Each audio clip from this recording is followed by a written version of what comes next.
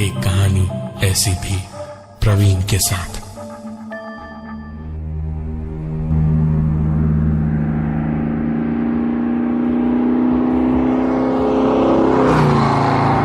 अपने बेटे मनीष की मौत के तकरीबन 6 महीने के बाद पंकज और रोशनी अपनी जिंदगी से जैसे नाराज से हो गए थे। थक हार कर सबने कहा कि शहर की भीड़ भाड़ से दूर हो जाएं, और दोनों ने भी यही ठीक समझा। तो शहर से दूर पंकज ने एक होटल में नौकरी कर ली और रोशनी ने वहां के सरकारी स्कूल में ट्रांसफर की एप्लीकेशन डालकर सिक लीव ले ली। बेटे को गुजरे बस 6 महीने ही हुए थे। बिल्कुल भी कुछ करने या नए लोगों से मिलने का कोई इरादा फिलहाल तो नहीं था। अब चाहिए था तो सिर्फ एक घर। पंकज ने इंटरनेट पर भी ढूंढा तो एक प्यारा सा घर मिला, जिसकी कीमत भी ठीक ठाक ही थी। एक दिन तय हुआ और दोनों बड़ी उम्मीदें लिए वहां शिफ्ट हुए। गैस वगैरह के कनेक्शन के लिए वक्त लगेगा और कुछ भी अनपैक करने का फिलहाल दिल नहीं था, तो दोनों ने बाहर ही उस दिन खाना बेहतर समझा। रेस्टोरेंट वहां से काफी दूर था। दोनों वहां पहुंचे और दरवाजा खोलकर अंदर बैठे ही थे। जब जरा नजर चारों ओर दौड़ाई तो समझ आया कि किसी के भी चेहरे पर हंसी या मुस्कुराहट नहीं थी। सबके सब अजीब सा मुंह बनाए बैठे थे। पूरा माहौल जैसे मातम से भरा था। ऑर्डर लेने वाला वेटर आया तो वो शायद पहला था जिसके चेहरे पर मुस्कुराहट दिखी। आकर उसने ऑर्डर लिया और सब लिखकर पूछा, आप यहां घूमने आए हैं? पंकज ने बताया कि नहीं, वो यहां नए शिफ्ट हुए हैं और पहाड़ी की मोड़ वाले मकान में ही रहते हैं। पंकज की बात सुनकर उस वेटर के चेहरे की मुस्कुराहट जरा बदल सी गई।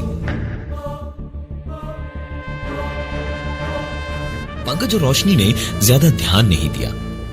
अब यहीं रहना था तो ऐसी छोटी मोटी बातों से परेशान होने का कोई मतलब नहीं था।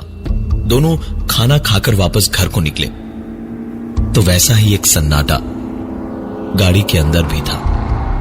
गाड़ी घर के साथ में बने हुए गराज में लगाकर पंकज जब तक आता तब तक रोशनी उतरकर दरवाजे का ताला खोलने आगे निकल आई। लेकिन घर की ओर बढ़े इससे पहले ही उसकी नजर पड़ी ऊपर वाले कमरे पर, जहां की बत्ती रोशनी की आंखों के सामने ऑन हुई और फिर ऑफ। रोशनी बिल्कुल वहीं की वहीं बर्फ की सिल्ली की तरह जमकर रह गई। उस कमरे की लाइट दोबारा जली और फिर से बुझ गई। रोशनी ने दरवाजा खोला और तुरंत दौड़ी और ऊपर के कमरे में पहुंची। लेकिन कमरे में पहुंच के अंधेरे में ही देखा तो सब कुछ ठीक था। खिड़की तो बाहर से आती हल्की रोशनी में बंद ही दिख रही थी। रोशनी ने कमरे की लाइट जलाई तो देखा कहानी कुछ और ही थी। खिड़की दरअसल खुली हुई थी। रोशनी ने आगे बढ़ के खिड़की बंद की और पर्दे खींचे, और जब वो पलटी तो एक आवाज उसे साफ साफ सुनाई दी।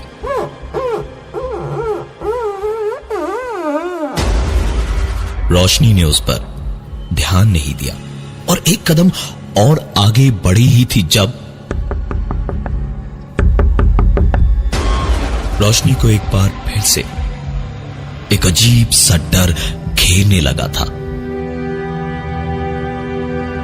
रोशनी खिड़की पर से आती आवाज सुनकर पीछे पलटी और खिड़की का पर्दा हटाया तो उसकी चीख निकल गई, क्योंकि खिड़की पर जमी भाप पर किसी ने उंगलियों से लिखा था, मैं यही हूं। जिसे देखकर रोशनी चीख कर बेहोश हो गई और उसके बाद रोशनी की चीख सुनकर पंकज भागा भागा आया और आकर रोशनी को उठाकर बेडरूम तक ले गया। वहां उसे पलंग पर लिटाकर पानी के छींटे मारकर जगाया तो रोशनी ने रोते रोते पूरी बात बताई। रोशनी को संभालना बेहद मुश्किल हो रहा था। वो एक भी पल वहां रुकने को तैयार नहीं थी।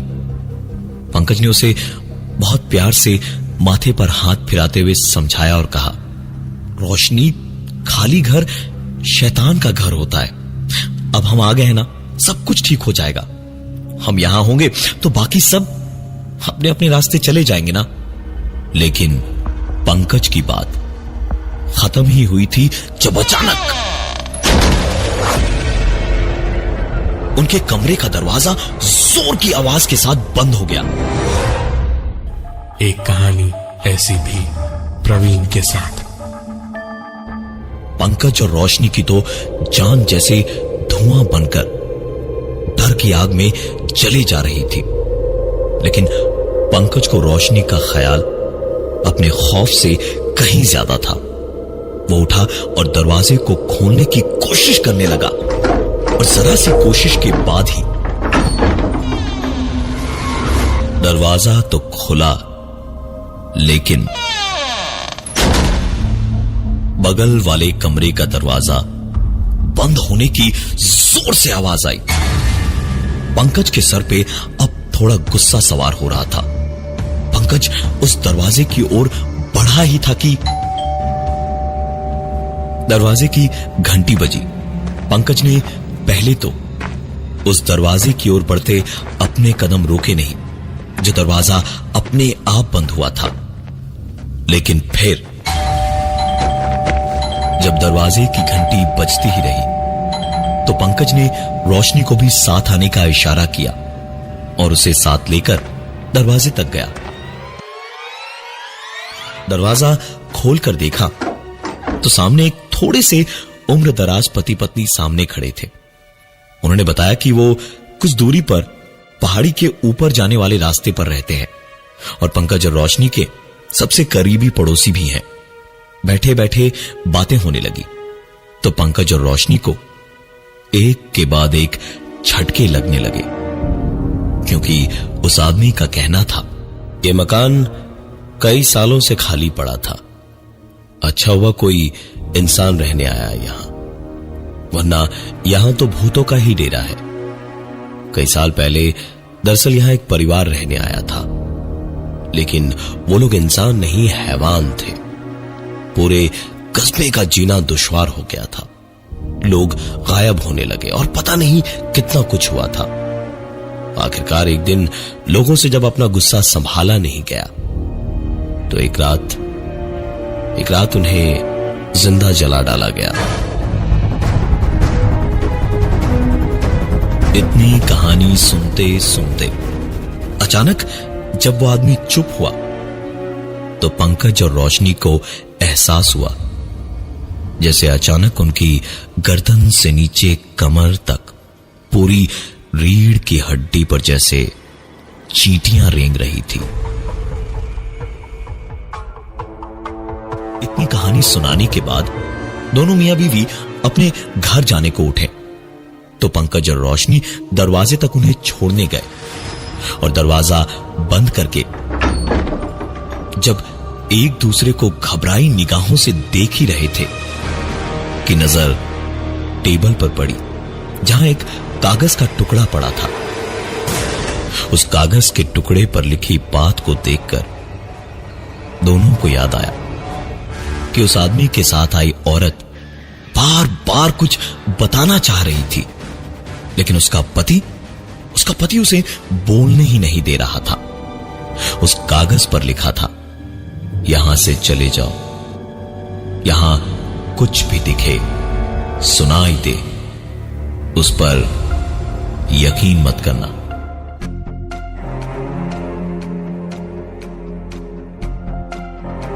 पंकज और रोशनी एक बार वो कागज का टुकड़ा देखते तो एक बार एक दूसरे को देखते।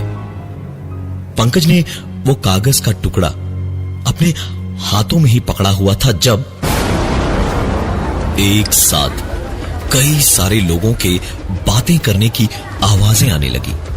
पर जब घर में सिर्फ पंकज और रोशनी ही थे तो इतने लोगों की बातें करने की आवाज का आना अब इस घर की कहानी को सुनने के बाद अजीब तो बिल्कुल भी नहीं था, सिर्फ और सिर्फ डरावना था। पंकज और रोशनी के पसीने छूट रहे थे। डर के मारे ठंड उन्हें कुछ ज्यादा लगने लगी थी। पंकज ने रोशनी को वहीं दरवाजे के पास रुकने का इशारा किया और खुद दबे कदमों से जिधर से आवाजें आ रही थी उस तरफ जाने लगा और उस कमरे के दरवाजे को खोलते ही पंकज के घर के अंदर इस कमरे में इस वक्त तकरीबन 8 से 9 लोग थे। और अजीब बात यह थी कि ना कोई हिल रहा था न बोल रहा था, पर आवाजें लोगों की चहल पहल की आ रही थी। पंकज के कदम वहीं पर जमकर रह गए।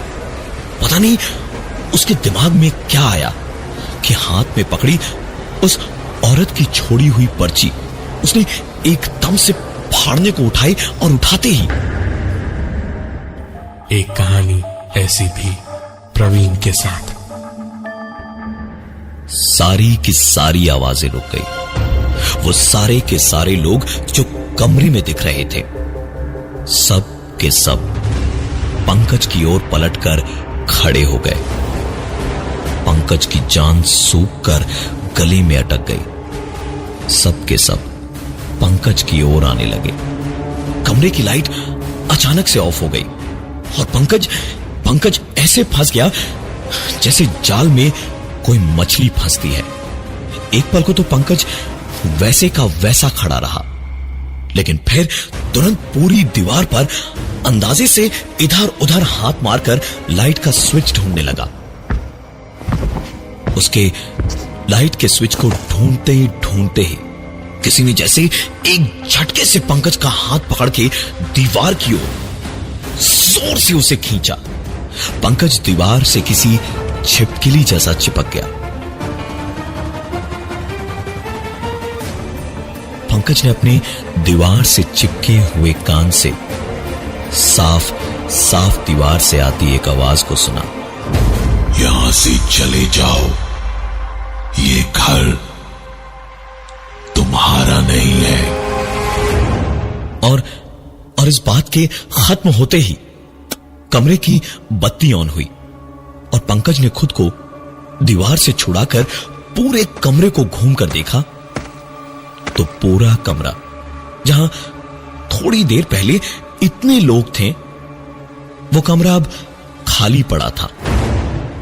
पंकज वहां से निकल के बाहर भागा तो देखा सामने दरवाजे के पास रोशनी अपनी आखिरी सांसें गिन रही थी। दरवाजे से जितनी दूरी पर रोशनी पड़ी हुई थी वहां तक खून की एक लकीर ऐसे बनी हुई थी जैसे उसे वहां तक घसीटा गया था।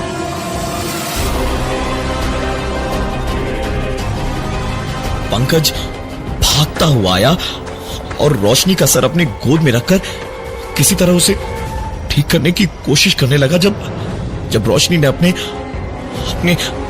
आखिरी अल्फाज कहे, यहाँ जो भी दिखाई दे या सुनाई दे उस पर यकीन मत करना।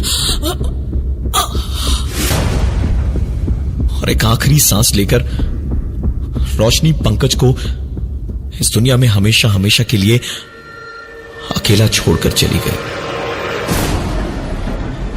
पंकज वहीं बैठा हुआ माथा पकड़े रोशनी का सर अपनी गोद में रख के किसी बच्चे की तरह सिसक के रोई जा रहा था जब अचानक से उसे एक आवाज सुनाई दी। पापा रो मत ना, पापा रो मत, पापा मैं यहाँ हूँ, पापा मैं यहाँ हूँ, रो मत पापा प्लीज, रो मत पापा, रो मत पापा मैं यहाँ हूँ, रो मत ना पापा प्लीज मत, रो मत ना पापा प्लीज मत।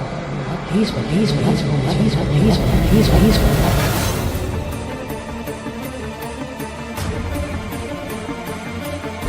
पंकज वहीं बैठा हुआ, माथा पकड़े, रोशनी का सर अपनी गोद में रख के किसी बच्चे की तरह सिसक सिसक के रोई जा रहा था जब अचानक से उसे एक आवाज सुनाई दी। पापा रो मत ना, पापा रो मत, पापा मैं यहाँ हूँ, पापा पापा मैं यहाँ हूँ, रो मत पापा प्लीज, रो मत पापा, रो मत पापा, पापा मैं यहाँ हूँ, रो मत ना पापा प्लीज प्लीज, रो मत ना पापा please please please please please please please. Pankaj इस पर खुश हो, डरे या हैरान हो, ये उसे समझ नहीं आ रहा था। यह आवाज बार बार आई जा रही थी। इस आवाज के पीछे मदहोश होकर पंकज आहिस्ते आहिस्ते कदम बढ़ाकर जिस ओर से यह आवाज आ रही थी उस तरफ जाने लगा। उसके चेहरे पर डर तो था, लेकिन अपने मरे हुए बेटे को देखने की उसे एक बार अपने गले से लगाने की ख्वाहिश भी थी।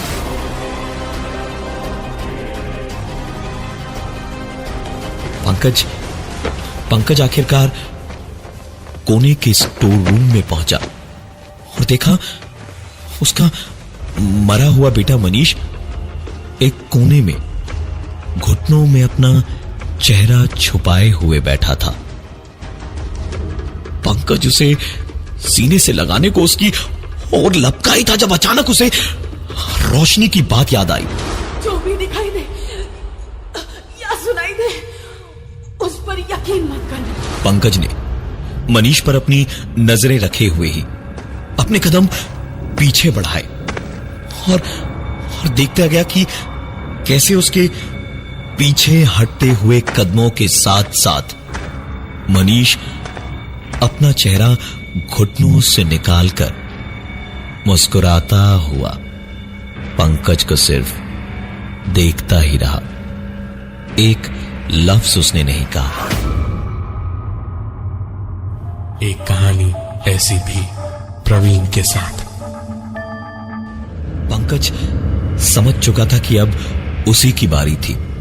पंकज तुरंत वहां से बाहर निकला तो किचन की तरफ से बेहद सर्द गहरी सी एक आवाज आई। अरे कहाँ जा रहे हो? मैंने तुम्हारे लिए पराठे और बैगन का भरता बनाया है, खाओगे नहीं? पंकज के ठीक सामने किचन में रोशनी खड़ी थी। आंखों में जैसे खून उतरा हुआ था उसके चेहरे पर डरावनी सी मुस्कुराहट थी और आवाज में उसकी मौत थी। पंकज सीधा भागा दरवाजे की ओर और दरवाजे को खोल पाए इससे पहले ही उसके कदम एक बार फिर से रुक गए, क्योंकि उसके ठीक सामने जमीन पर लेटा हुआ वो खुद पड़ा था और मनीष को अपनी गोद में लिए हुए रो रहा था।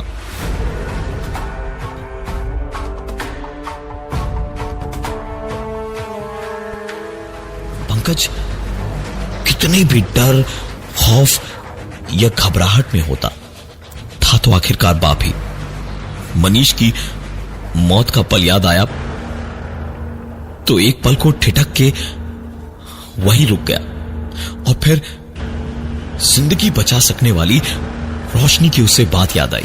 जो भी दिखाई दे या सुनाई दे, उस पर यकीन मत करना। पंकज तुरंत पलटा पीछे के दरवाजे से भागने को तो उसके पीछे वही सारे लोग पंकज को अपनी ओर आते हुए दिखाई देने लगे। पंकज कभी उन्हें देखता, कभी किचन में खड़े अपनी बीवी रोशनी को, तो कभी पीछे मनीष की लाश को गोद में उठाए हुए खुद को रोते हुए, तो कभी उसके कानों में मनीष की आवाज गूंजती। पंकज खतरे में पड़े किसी कबूतर की तरह अपनी आंखें बंद कर ली और बस जिंदा बच पाए यही सोचने लगा और उसकी दुआ तुरंत ही कबूल हो गई। क्योंकि सवेरा हो चुका था।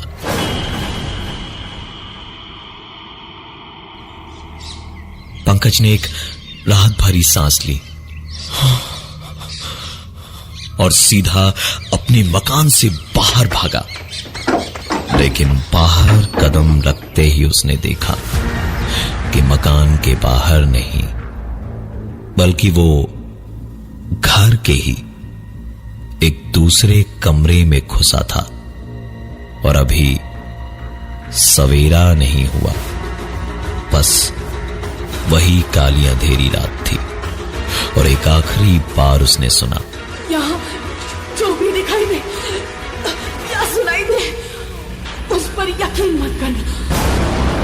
वो सारे के सारे लोग पंकज की ओर अभी भी आ रहे थे और एक कोने में रोशनी और मनीष पंकज को देखकर बस रोए जा रहे थे।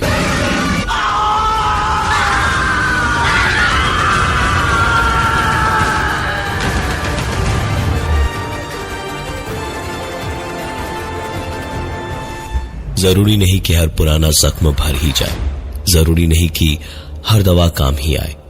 कभी कभी जिसे आप दवा समझकर पीते हैं वो शायद जहर के घूंट भी हो सकते हैं। और अगली बार कोई घर बहुत सस्ते में मिले तो एक बार पंकज और रोशनी की ये कहानी याद जरूर कर लीजिएगा।